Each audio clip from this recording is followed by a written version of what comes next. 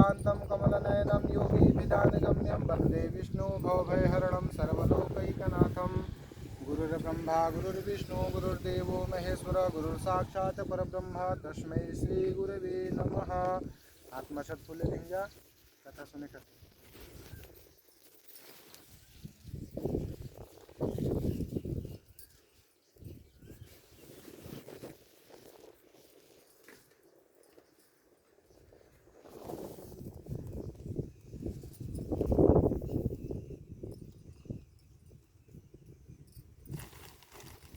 प्रेम से बोलिए विष्णु भगवान की जय, कृष्ण भगवान की जय। देवी पार्वती ने कहा कि हे देवताओं के देवता, जगत के पति शंकर भगवान प्रभास क्षेत्र में स्थित ब्रह्मा जी के प्रिया जो सावित्री देवी हैं, उनका चरित्र आप मुझसे कहिए। पार्वती जी कहा ताड़िए। तब भगवान शंकर ने कहा कि हे माहेश्वरी, प्रभास क्षेत्र में स्थित सावित्री के असाधारण चरित्र को मैं तुमसे कहता हूँ। हे माहेश्वरी, सावित्री स्थल नामक स्थान में राजकन्या सावित्री ने जिस प्रकार से उत्तम बट सावित्री व्रत का पालन किया, मद्र देश में एक धर्मात्मा सभी प्राणियों के हित में तत्पर रहने वाला राजधानी तथा राज्य में रहने वाली प्रजाओं का एक प्रिय अश्वपति नामक राजा था, जो कि क्षमाशील, संतान रहित, सत्यवादी और इंद्रियों को वश में रखने वाला था। एक समय वह राजा प्रभास क्षेत्र की यात्रा के निमित्त वहां पर आया और विधि पूर्वक यात्रा करता हुआ सावित्री के स्थल पर पहुंचा। वहां पर उस राजा ने अपनी रानी के साथ इस व्रत को किया, जो सावित्री के नाम से प्रसिद्ध सभी प्रकार की कामनाओं को पूर्ण करने वाला है। भूर्भुव इस मंत्र की साक्षात मूर्ति बनाकर स्थित ब्रह्मा जी के प्रिय सावित्री देवी उस राजा पर प्रसन्न हुई और कमंडलू को धारण करने वाली वह सावित्री देवी दर्शन देने के बाद पुनः अदृश्य हो गई और बहुत दिनों के बाद उसी राजा के यहाँ देवी के समान रूप वाली कन्या के रूप में उत्पन्न हुई। सावित्री की प्रसन्नता से प्राप्त तथा सावित्री की पूजा करने के बाद अतः राजा ने ब्राह्मणों की आज्ञा से अपनी उस कन्या का नाम भी सावित्री रखा। वह राजकन्या सावित्री साक्षात शरीर धारण की हुई लक्ष्मी के समान शोभित होती हुई बढ़ने लगी और धीरे धीरे सुकुमार अंगों वाली यौवन अवस्था को प्राप्त हुई, जिसके मध्य भाग सुंदर और नितंब भाग्य विस्तृत थे और जो सुवर्ण की प्रतिमा के समान दिखाई पड़ती थी। लोग उसे देखकर यही समझते थे कि यह कोई देव कन्या है। कमल के समान विशाल नेत्रों वाली एवं तेज से अंगी के समान प्रज्वलित होती हुई वह सावित्री महर्षि भृगु द्वारा कहे हुए सावित्री व्रत को करने लगी, जिसके आरंभ में सुंदर वर्ण वाली उसे उपवास करके शरीर से स्नान की हुई सावित्री ने देवता की प्रतिमा के पास जाकर अग्नि में हवन करके ब्राह्मणों से स्वस्ति वाचन कराया और उन ब्राह्मणों से विशिष्ट पुष्पांजलि ग्रहण करके सखियों से घिरी हुई लक्ष्मी देवी के समान सुंदर रूप से सुशोभित हुई। वरारोह व राजकन्या समीप में जाकर पिता के चरणों में प्रणाम कर प्रथम प्राप्त पुष्पांजलि को निवेदित कर हाथ जोड़कर राजा के पास में स्थित हुई। युवा अवस्था को प्राप्त हुई देखकर राजा ने उसके विषय में मंत्रियों से सलाह लेकर राजकन्या से कहने लगा, हे पुत्री, तुम्हें योग्य वर को देने का समय आ गया है। मुझसे कोई तुम्हारे तेज से हर्षित होकर तुम्हें मांगने के लिए भी नहीं आता और मैं भी विचार करने पर तुम्हारी आत्मा के अनुरूप वर को नहीं पा रहा हूँ। अतः हे पुत्री, देवताओं के निकट मैं जिस तरह निंदनीय ना हूँ वैसे तुम करो। मैंने धर्म शास्त्रों में पढ़ा और सुना भी है कि यदि पिता के गृह में रहती हुई विवाह के पहले ही जो कन्या रजो धर्म से युक्त हो जाती है वह शूद्र के समान समझी जाती है तथा उसके पिता को ब्रह्म हत्या के समान पाप लगता है। इसलिए हे पुत्री, मैं तुमको भेज रहा हूँ कि तुम स्वयं अपने योग्य वर ढूंढ लो। वृद्ध मंत्रियों के साथ शीघ्र जाओ और मेरी बात को मानो। इसके बाद जैसे कहते हैं वैसे ही होगा। ऐसे कहकर सावित्री घर से निकल गई और ऋषियों के रम में तपोवन की ओर चल पड़ी और वहां पहुंचकर माननीय वृद्ध जनों को प्रणाम कर सभी तीर्थों और आश्रमों में जाकर पुनः मंत्रियों के साथ सावित्री अपने गृह पर गई और वहां पर पिताजी के समक्ष सावित्री देव ऋषि नारद को बैठे हुए देखा। आसन पर बैठे हुए नारद जी को प्रणाम कर मुस्कुराती हुई जिस कार्य के समान वन में गई थी, सारी कथा उनसे कहने लगी। सावित्री बोली कि हे देव ऋषि नारद जी, साल्व देश में धर्मात्मा धूमसेन नामक से एक विख्यात एक क्षत्रिय राजा हैं, जो देववश से अंधे हो गए हैं। साल्व देश में एगो राजा बान जौन की अंधा बान। उस समय उनको छोटा सा एक बालक और उसकी माँ थी। ऐसे समय में अवसर पाकर उनका पूर्व बैरी रुक्मी नामक एक सामंत राज्य उनसे छीन लिया। अतः वह आर्य धूमसेन छोटे बच्चे को साथ लिए हुए अपनी स्त्री के साथ जंगल की ओर चल दिए। उनका वह पुत्र वन में ही बड़ा होकर परम धार्मिक सत्य बोलने वाला और अतः अपने अनुरूप पति समक्ष कर मैंने उसे मन में वर्ण कर लिया है। सावित्री बताड़ी कि उनकर जो लड़का बान उनका के हम अपन मन से पति मान ले बानी। यह सुनकर नारद जी ने कहा कि हे राजन, सावित्री ने यह बड़ा कष्टप्रद कार्य कर डाला। बाल बुद्धि होने से इसने केवल गुणवान समझकर सत्यवान को वर्ण कर लिया। उसका पिता सत्य बोलता है, माता सत्य बोलती है और वह स्वयं भी सत्य बोलता है, इससे उसका नाम मुनियों ने सत्यवान रखा है। उसको नित्य अश्व मतलब कि घोड़े प्रिय हैं और वह मिट्टी के घोड़े बनाया करता है तथा चित्र में भी घोड़ों को लिखता रहता है, इससे उसे चित्रवश्व भी कहते हैं। सत्यवान दान और गुण में रंती देव के शिष्य के समान है, ब्राह्मणों की रक्षा करने वाला है और सत्यवादी तथा औसनीर शिव के समान है। यताति के समान उदार, चंद्रमा के समान देखने में भी प्रिय लगने वाला है, रूप में भी दूसरे अश्विनी कुमार के समान है और धूमसेन के समान बलवान है। किंतु उसने केवल यही एक दोष है, दूसरा कोई नहीं कि सत्यवान आज से ठीक 1 वर्ष पर छिड़ायु हो जाने से देह त्याग देगा। जौन की पति अपन मन में मतलब कैले बाड़ी की हमार पति बनी है, उनकर आज से 1 वर्ष के बाद उनकर मृत्यु हो जाए, देह त्याग देगा। इस प्रकार नारद जी की बात सुनकर राजकन्या सावित्री ने कहा कि हे राजा, राजा से कहा सावित्री ने कि राजा लोग किसी से एक बार कोई बात कहते हैं, ब्राह्मण एक ही बार कहते हैं और एक ही बार कन्या दी जाती है, कन्यादान एक ही बार दी जाती है। ये तीनों कर्म एक ही बार किए जाते हैं, बारंबार नहीं।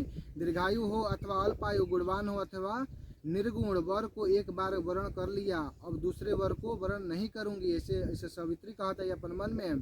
पहले मन में ऐसे निश्चय करके बाद में उसे वाणी द्वारा प्रकट किया, अतः पुनः उसके बाद कर्म द्वारा किया जाता है। इससे प्रत्येक कार्य मन को प्रमाण माना जाता है, अर्थात मन के विरुद्ध कार्य नहीं किया जाता है।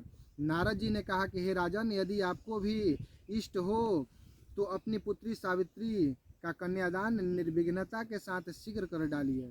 ऐसे कर कर नारद जी आकाश मार्ग से स्वर्ग लोक को चले गए। उसके बाद राजा ने भी शुभ मुहूर्त में समीपवर्ती वेदों के परंगामी ब्राह्मणों के द्वारा पुत्री सावित्री का विवाह संबंधी सभी कार्य संपन्न कर दिया।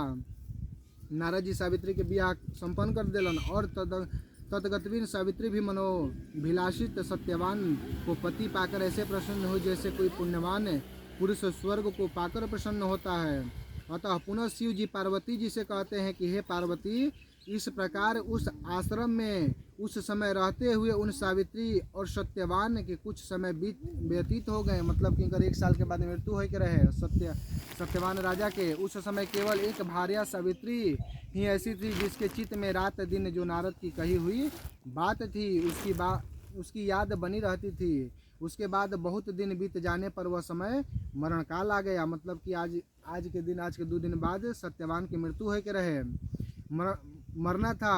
अतः सावित्री नारद की कही हुई मरण की तिथि को हृदय में गिनती हुई ज्येष्ठ मास के शुक्ल पक्ष की 12वीं तिथि को सायं काल में आज के 4थे दिन मेरे पति को मरना चाहिए। सावित्री के मन में ये बात चलत रहे, वो जानत रही कि 1 साल के बाद इनकर मृत्यु हो जाए, जो उनकी अब शेष 4 दिन बचा रहे।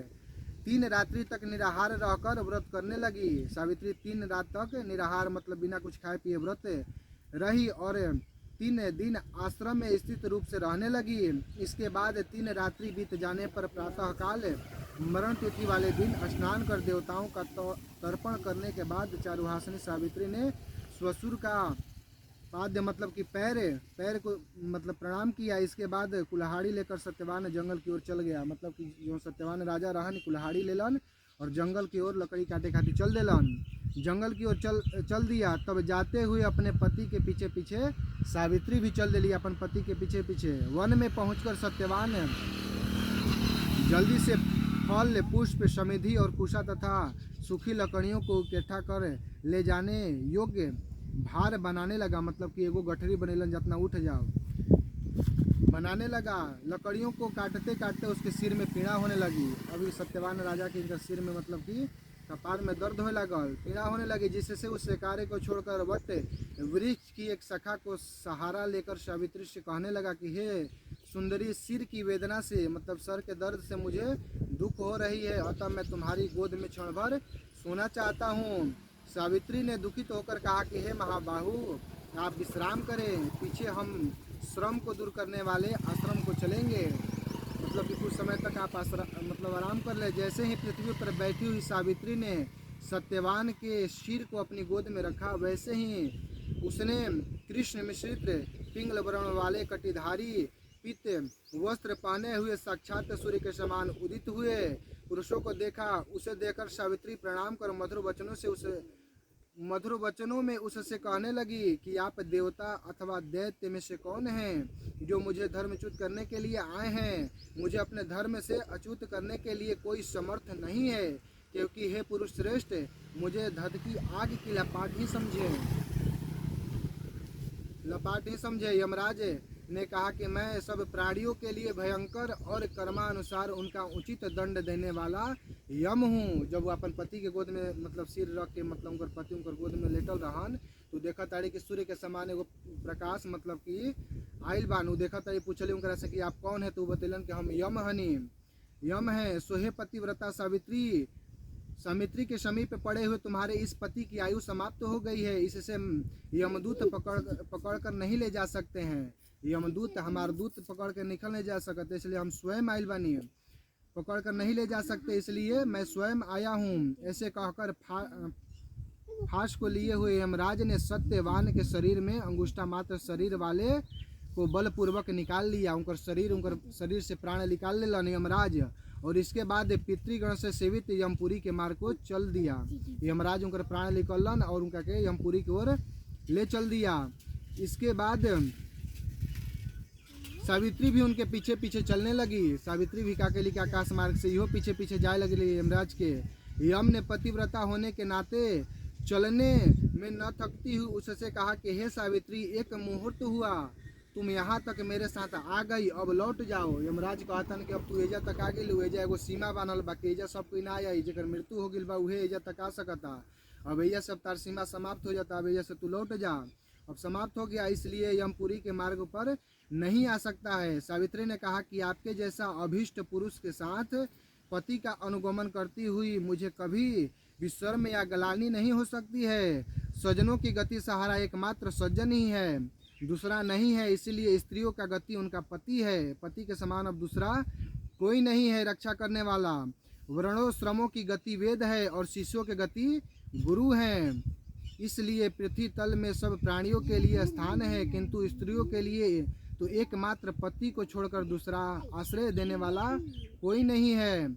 इस प्रकार से धर्म तथा अर्थ से भरे हुए सुंदर मधुर अन्य वाक्यों से भी सूर्यपुत्र यमराज ने प्रसन्न होकर सावित्री से यह बात कही कि यमराज ने कहा कि हे भामिनी, मैं तुमसे प्रसन्न हूँ, तुम्हारा कल्याण हो। यमराज उनका पर प्रसन्न हो गिलन, कल्याण हो, तुम मुझसे वर मांगो। उस सावित्री ने भी विनय से सिर झुकाकर अपने पति के लिए राज्य पाने का वर मांगा और अपने महात्म्य ससुर के लिए भी देखने के लिए अपने मतलब उनका ससुर अंधा रहन, उस ससुर के भी देखे खातिर नेत्र मांगा और शक्ति पाने के साथ साथ पुनः राज्य प्राप्ति एवं अपने पति के लिए 100 पुत्रों तथा अपने लिए भी 100 पुत्रों की प्राप्ति के लिए वर मांगा तथा पति के लिए पुनर्जीवन दान मांगा, निरंतर धर्म की सिद्धि प्राप्त करने वाला वर मांगा। इस प्रकार वर मांगने पर राज्य धर्म यमराज ने भी उसे अभीष्ट वर प्रदान कर वापस किया। इसके बाद सावित्री पति का जीवन दान प्राप्त कर प्रसन्न चित्त होकर अपने पति के साथ शांति से आश्रम की ओर चल गई। उसी सावित्री ने ज्येष्ठ मास की पूर्णिमा के दिन इस सावित्री व्रत को किया था, जिसके प्रभाव से राजा श्वशुर को पुनः नेत्र की प्राप्ति हुई। इसके बाद उन्हें निष्कंटक अपने देश तथा राज्य की प्राप्ति हुई और सावित्री के पिता को 100 पुत्र तथा सावित्री को भी 100 पुत्र का वरदान मिला। इस प्रकार से सावित्री व्रत के संपूर्ण महात्म्य को मैंने तुमसे कह दिया। प्रेम से बोलिए कृष्ण भगवान की जय, विष्णु भगवान की जय। छोड़ देंगे